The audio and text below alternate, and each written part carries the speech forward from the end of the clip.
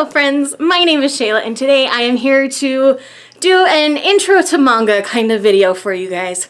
So a couple quick things, it is pronounced manga, not manga. If you look at Japanese vowels, manga isn't even really a possibility. So manga is the correct pronunciation if anybody's cared. You can say it however you want and people will know what you're talking about in general, but it is pronounced manga, not manga. I did ask my Japanese friend, so that I do know for sure. So this video is basically some series that are easy to get into and easy to start with if you're just jumping into manga for the first time. And I think most of you have probably heard of at least one or two of these series. And again, my cat is playing with my tripod, so I'm sorry. But anyways, let's just go ahead and dig right in here. So we're going to start with a pretty obvious one first, and that is Death Note. Death Note is one of the most popular manga series on BookTube. It's the one most people are talking about right now because of the new Netflix movie adaptation. It's junk, pass on it, watch the anime instead, or watch the actual Japanese live-action movie for it, because the Netflix one is junk, it's just no good. So don't even bother watching it, just do a hard pass. And with manga, one thing that most people get a little bit confused on is it opens the opposite way. So instead of opening this way to read it, it opens the opposite way. So if you're left-handed, it's great. And then all of the illustrations are typically black and white.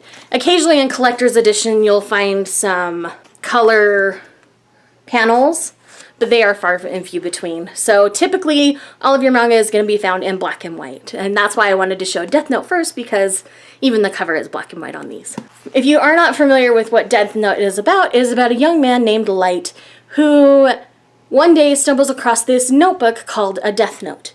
Essentially, a Death Note is the notebook of a Japanese god of death called a Shaegeeksout, that they write down a person's name in the Death Note and they die. They can specify how they die, or it'll just die of a heart attack in a certain amount of time. So this manga series plays in the moral gray ground of a vigilante. So Light goes on a mission to start killing people he feels are bad, at the same time trying to keep his identity a secret. So this is really fun. There are some really crazy fun characters in here. Your Shinigami is amazing. The main detective is amazing.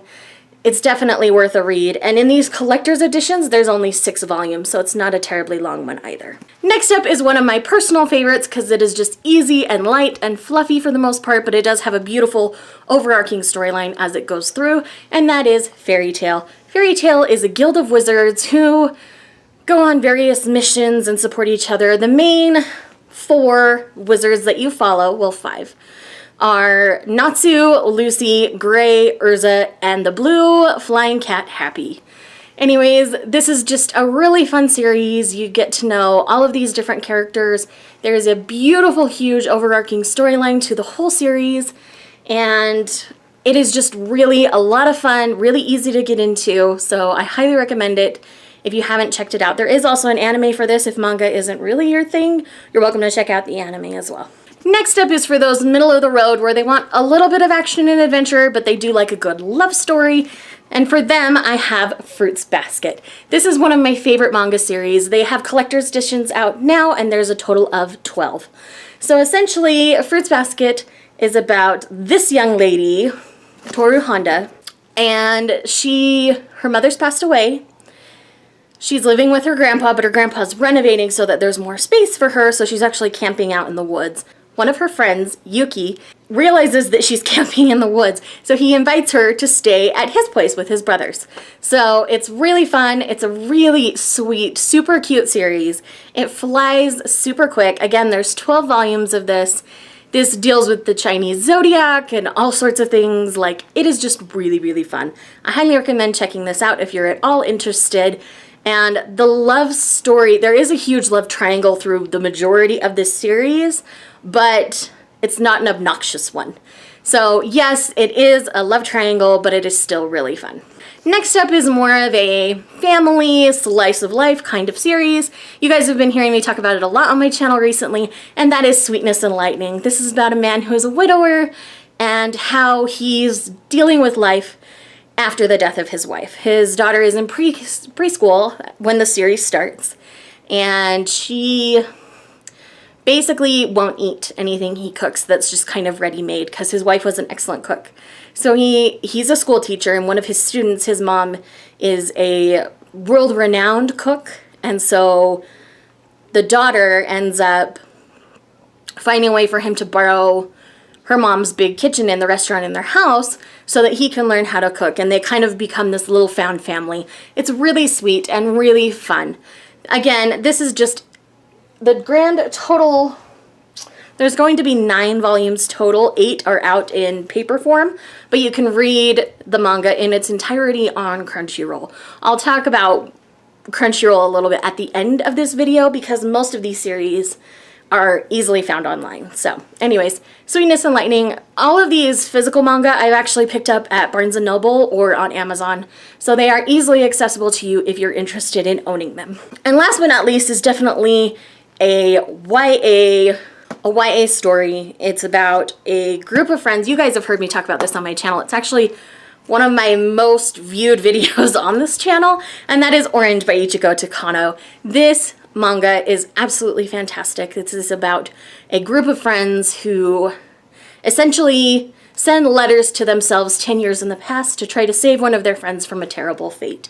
There is a trigger warning for suicide with this series, as their friend that they're trying to save has a mother who commits suicide his first day of school in a new area. So I just want to throw that out there. So if that's something that causes you anxiety, you may want to pass on this series because it is a big overarching thing that they address in this story. I think the way they addressed it is beautiful.